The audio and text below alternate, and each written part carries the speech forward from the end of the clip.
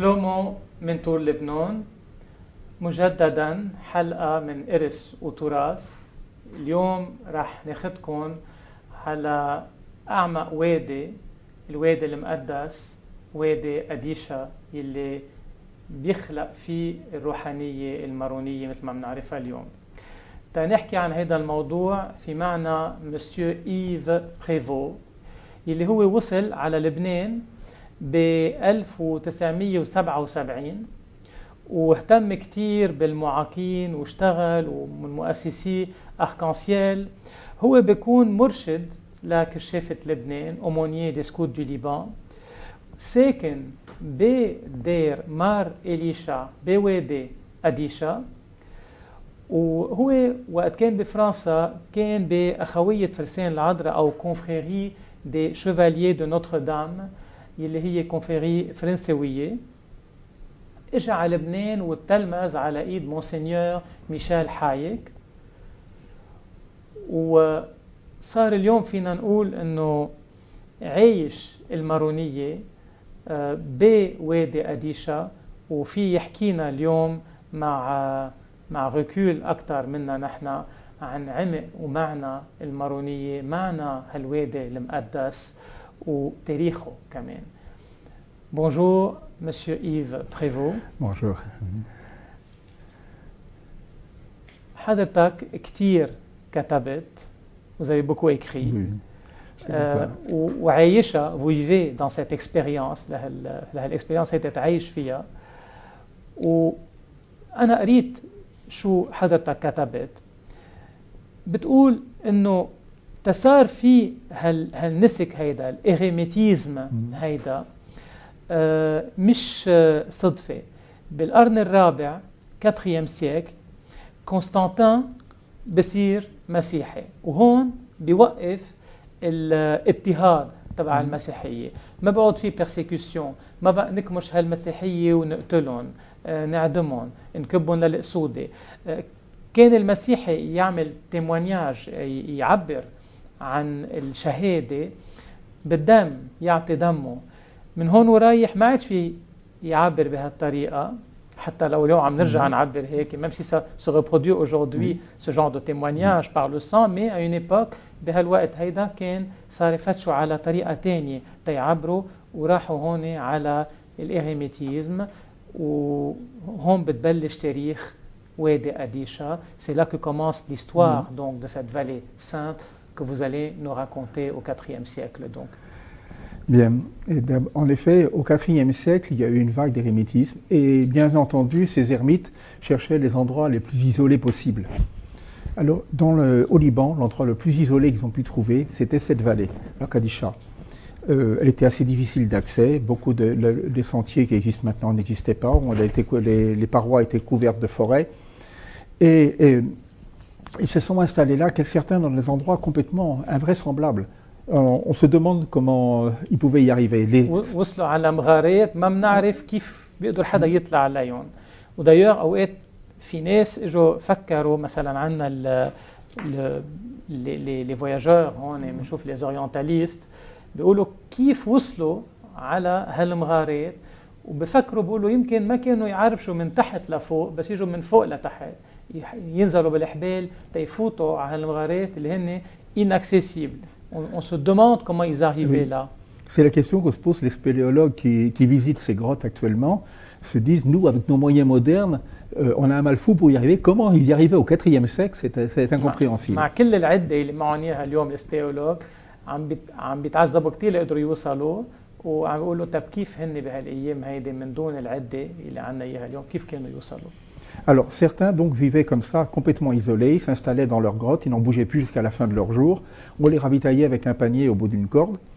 Mais d'autres étaient plus proches les uns des autres et ils avaient l'habitude de se regrouper autour d'un même père spirituel qu'on appelait l'abbé ou l'ancien. Donc كان في منهم عايشين بالوحدة على الآخر لحالهم، كل واحد بمغارة، يجيبوا لهم بس الأكل بحبلة مع سلة وصون الأكل، وكانوا منعزلين كلياً عن كل المجتمع. غيرهم كانوا يتجمعوا جروب حوالي أبي جنرال أباتي، هو يترقصون، وهون يبلش يصير في كوميونيتي. Plus tard, se sont formées des communautés plus structurées, et la première est au couvent de An-Nubin, probablement à la fin du 5e siècle. On dit souvent qu'il y a une tradition selon laquelle le couvent de An-Nubin aurait été fondé en 375 par l'empereur Théodose, mais c'est probablement erroné. En 375, Théodose n'était ni empereur ni chrétien, ni baptisé. Il était empereur en 379 et il s'est fait baptiser un an plus tard. Il s'agit probablement d'une confusion avec un moine qui s'appelait Théodose, qui était l'ami de Séba, le patron de la cathédrale de Pcharé. Et Théodose s'était opposé à l'empereur Anastase à cause de la querelle sur le monophysisme. L'empereur Anastase voulait imposer la doctrine monophysite. Qui s'opposait à lui? Théodose. Théodose a été banni de Palestine. Il s'est rendu jusqu'à la mort de l'empereur en 518 au couvent de Saint-Siméon le Stylite en Syrie. Et pour aller là-bas, il a forcément traversé le Liban. S'il a traversé le Liban, il est forcément allé dans la Kadisha. Et sa spécialité, c'était d'organiser la vie communautaire. Donc on pense que c'est lui qui a organisé la vie communautaire à An-Nubin. D'où le nom An-Nubin, qui est dérivé du grec Kenobion, qui veut dire c'était la communauté. Exactement, oui. Le monastère, oui. L'idée de monastère. Et donc nous sommes à la fin du 5e siècle. Année? À la fin du 5e siècle. Ça serait la fin donc, du 5e siècle. Oui. D'accord. Donc ce moine fonde un monastère. On est encore donc dans les années 400 oui. quelque chose. C'est très très loin. Et ce sont des grottes reliées de temps en temps par des architectures très légères. Donc أول شيء تيودوس وقت يأسس كينوبيون يلي بتصير أنوبين بتكونوا مغارات مستقلة بيوصلوهم ببعضهم بشوية architecture rudimentaire يعني عمار كتير بسيط بس مع الوقت هذا رح يتطور وبده يبلش أكتر وأكتر يشبه دير. Donc ça va commencer à ressembler avec le temps à un monastère. Oui, ça s'est fait petit à petit. Ça a commencé donc par un mur qui fermait 3-4 grottes. Oui. Au départ, les monastères, c'était juste une falaise, un ensemble de grottes et une échelle devant chaque grotte, et puis c'était ça un monastère. وسلم او حبل لنطلع ومثل ما عم نشوف بهالصوره اوقات بيكون في كم قنطره تتسكر المغاره ميله الفاضي. هدول الممرات اللي بيوصلوا من المغاره للثانيه هيك كانوا كل الاديره او اذا بدنا المحابس اللي كانوا بوادي اديشا بهالوقت كانوا كلهم هيك مغارات وشويه حيطان. هلا مع الوقت رح نشوف كيف هالشيء رح يصير يشبه اكثر واكثر الاديره. Oui, alors petit à petit, au fur et à mesure que le couvent prenait de l'importance, le mur qui fermait 3-4 grottes s'est déplacé vers la vallée. Ce qui fait que les monastères, sauf le monastère de Marlisha, qui est encore dans la grotte, tous les autres sont complètement sortis du rocher. An-Nubin ou Osraya sont complètement sortis du rocher, à l'exception de l'église. Mais au XVIIe siècle, par exemple, des visiteurs d'An-Nubin disent « on nous a logés dans une grotte fort propre ». Donc même le couvent était encore fait de grottes. Il y a simplement, à l'époque, on avait construit un petit bâtiment pour le patriarche, c'est tout, un bâtiment très très modeste. Dans quel monastère là? À An-Nubin, je parle à An-Nubin, oui. An-Nubin, oui. بقول إنه ليل الأديرة يلي العمار ظهر من المغارة مثل ما بنشوف بقسم من مار أنطونيوس أصحيا وقسم من أنوبين. الكنيسة كل مرة بقيت بقبل المغارة، الدير ظهر، بس بنشوف بمار إليشا مثلا كيف بقي كل شيء جوات المغارة.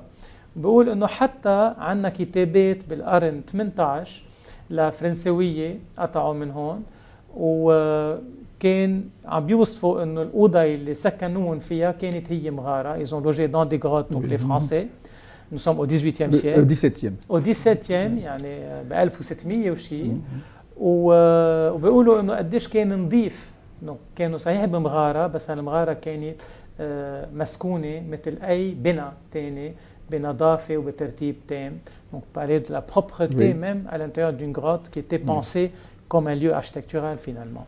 Oui, bon, ce n'est que plus tard, donc, encore une fois, que les bâtiments se sont agrandis, qu'on est sortis du rocher.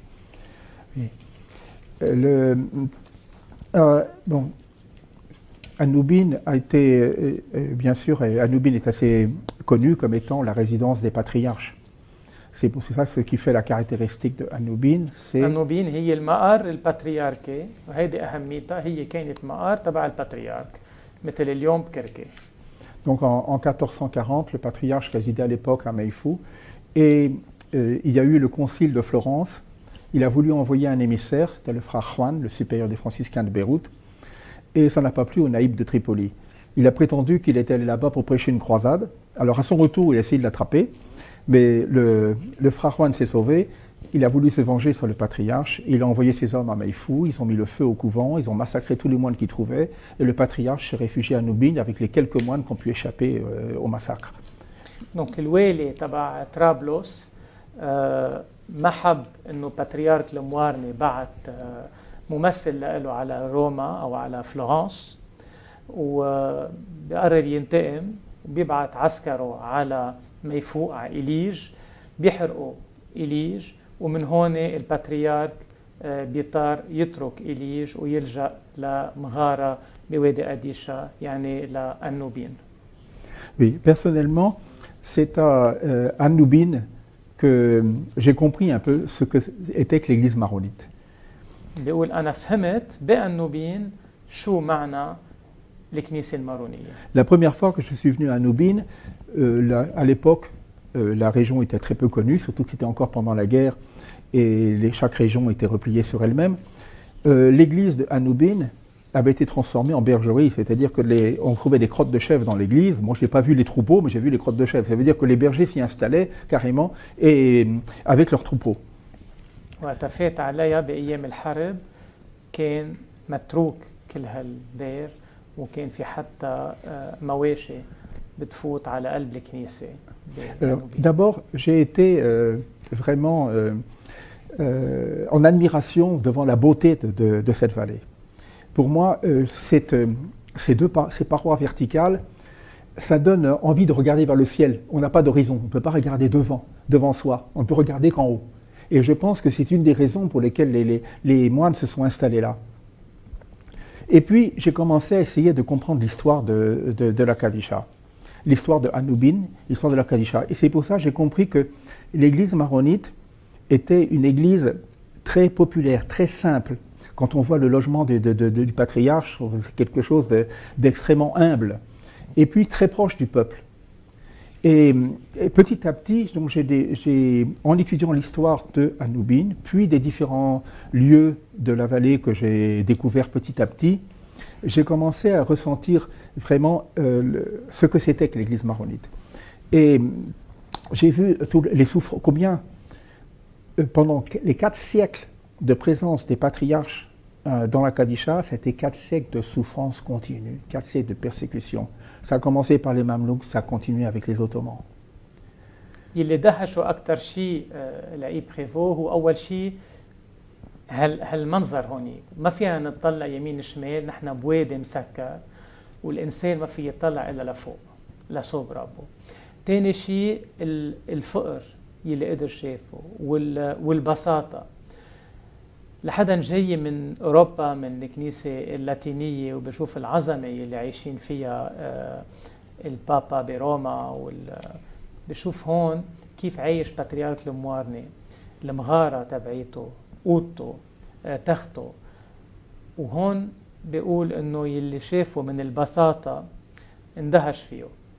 Vous avez été donc impressionné par la simplicité dans laquelle vivent les maronites ومن هون بلش يحس شو معنى هالكنيسة المارونية. Petit à petit, donc j'ai appris aussi justement les souffrances qu'ils avaient subies. Je voyais comment les patriarches, les évêques, les moines, tous subissaient les mêmes souffrances que le peuple. Et ça a créé, à mon avis, ça a créé un lien très très fort à l'intérieur de l'église maronite, des fidèles autour de leur hiérarchie. الاضطهاد كان يضرب المسؤولين المطارين الباتريارك مثل ما بيضرب الشعب مثل ما بيضرب اي حيالله فلاح وهذا الشيء اللي كان يقويهم ويقربهم اكثر لبعض ويوحدهم. On voit par exemple le patriarche Jean de Hadat qui a, quand les fidèles ne pouvaient pas payer les taxes, a donné tous les revenus du patriarcat et il a vendu sa propre croix pectorale pour pouvoir payer les taxes. Son frère qui lui a succédé avait 100 ans quand sont arrivés les Ottomans en 1516. Il avait refusé de leur prêter allégeance. Ils sont venus à Noubine, ils ont tout saccagé, ils l'ont frappé à coups de bâton et ils l'ont jeté par terre, le croyant mourant. Le frère du patriarche. Oui, l'autre qui est devenu patriarche lui aussi, Simon.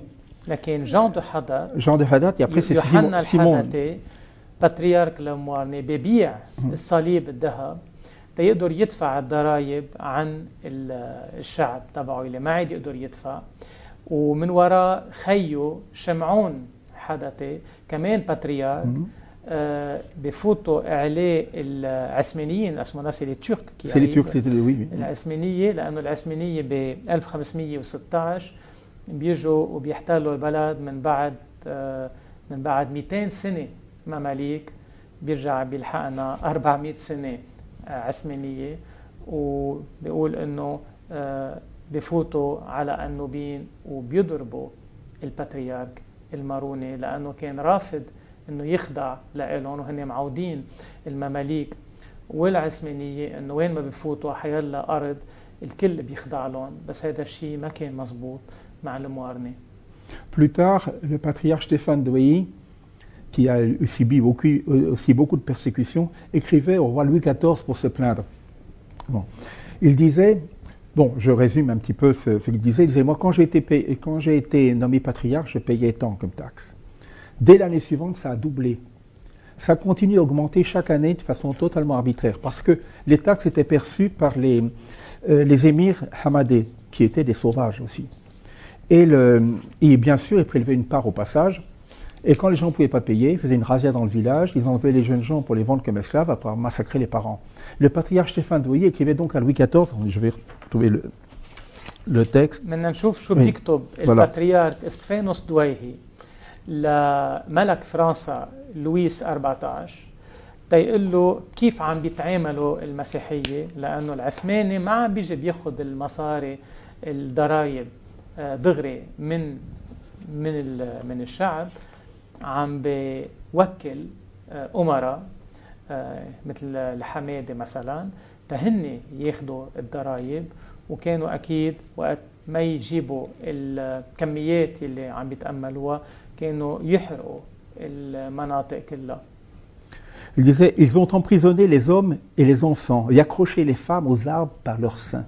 حبسوا الرجال والأولاد وعلقوا النسوان على الشجر من صدرهم. Comme nous l'avons vu de nos propres yeux, cela nous a fendu le cœur. وهذا الشيء شفناه بعيوننا. Tous les lieux et les villages de Jebbé sont entièrement dévastés et leurs habitants dispersés dans des lointaines contrées. كل ضياع الجبة مدمرة وكل سكانها موزعين بمناطق مختلفة. De plus, ils ont aussi porté atteinte à notre personne et à nos évêques et nous ont avilis comme nos ouailles à tel point que nous avons dû maintes fois nous habiller à la façon des laïcs et fuir.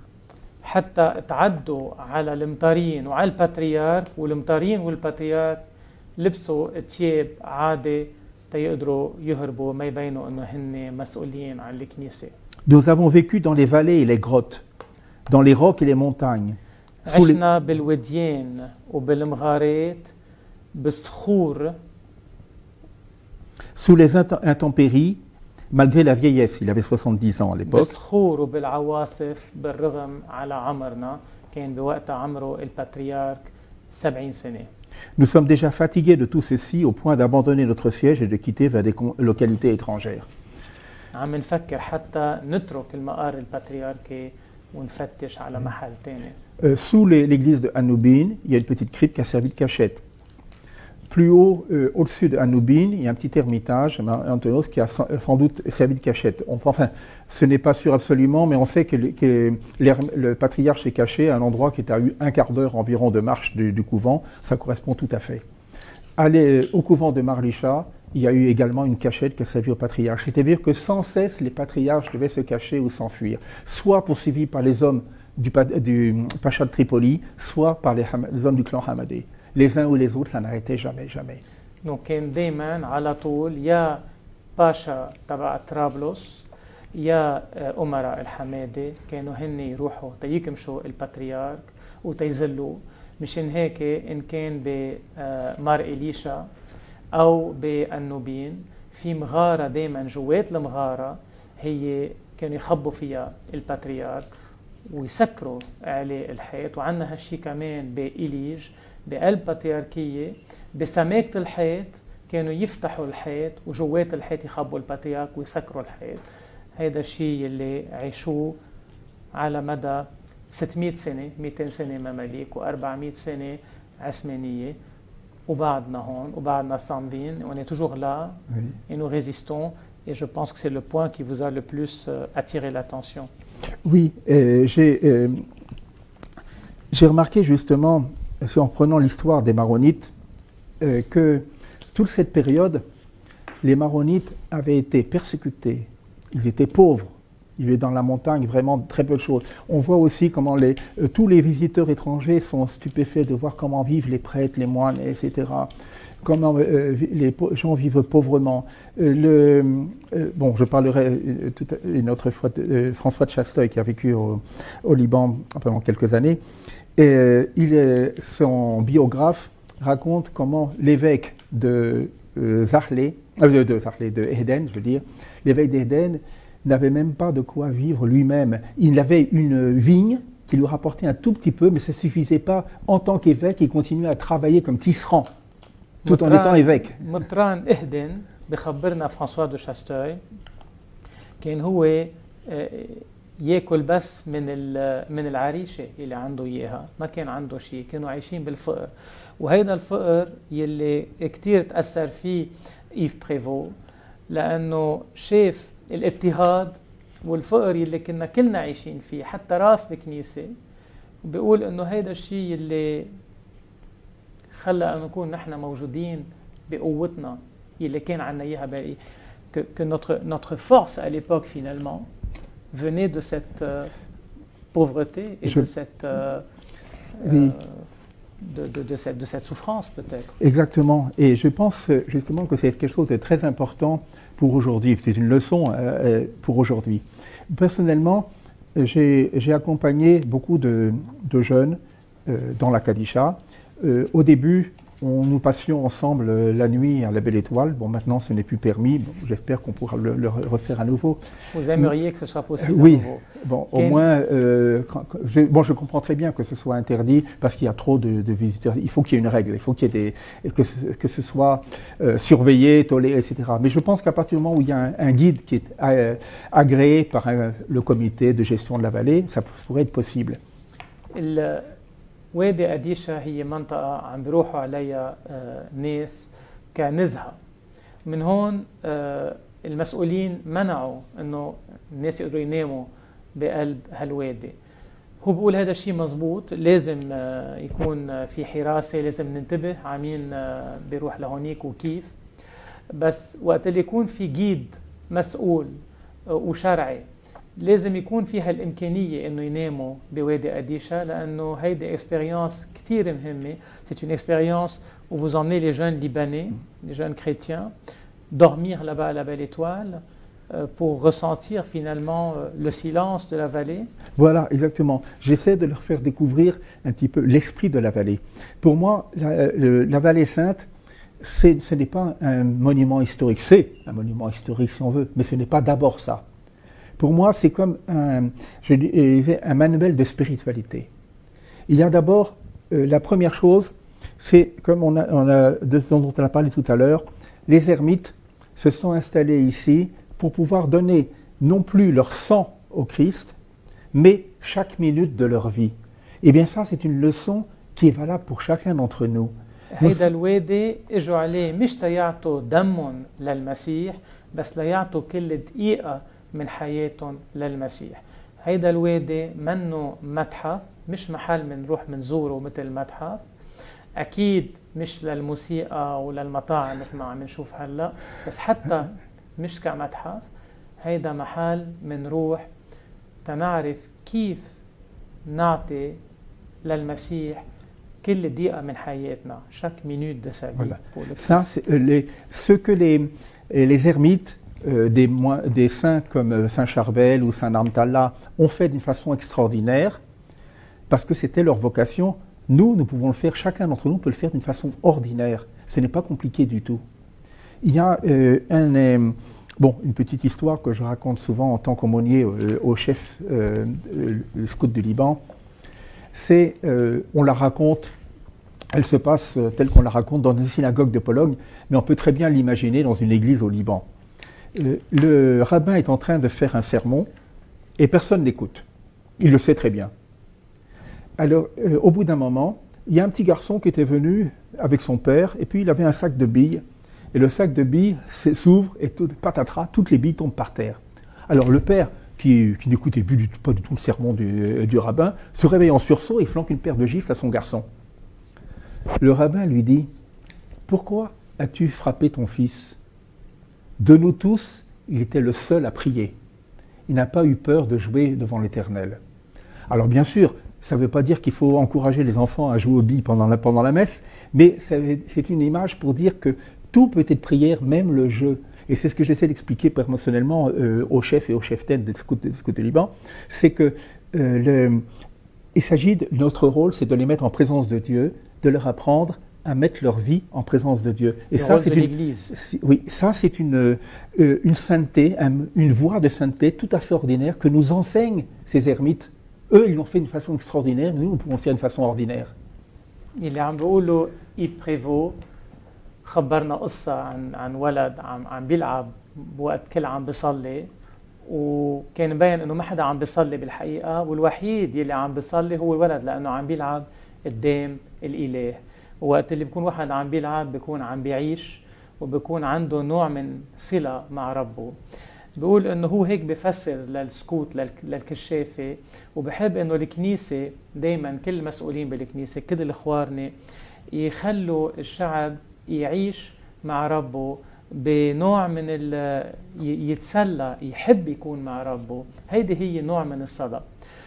بيقول كمان انه القديشة هي اكسبيرينس حتى كلنا نعيش مثل نمطلة الحرديني، مثل مار شربل، مثل رفقة. كلنا مطلوب منا نعيش بهيدي الطريقة. هون بنشوف مثلا سيدنا سيمون عطلة مطران ماروني عم بيقول انه بالكنيسة المارونية بهيدا الكتاب لموناشيزم سيرياك، بالكنيسة المارونية مش بس الرهبان، مش بس النساك بعيشوا هيك، الشعب كله.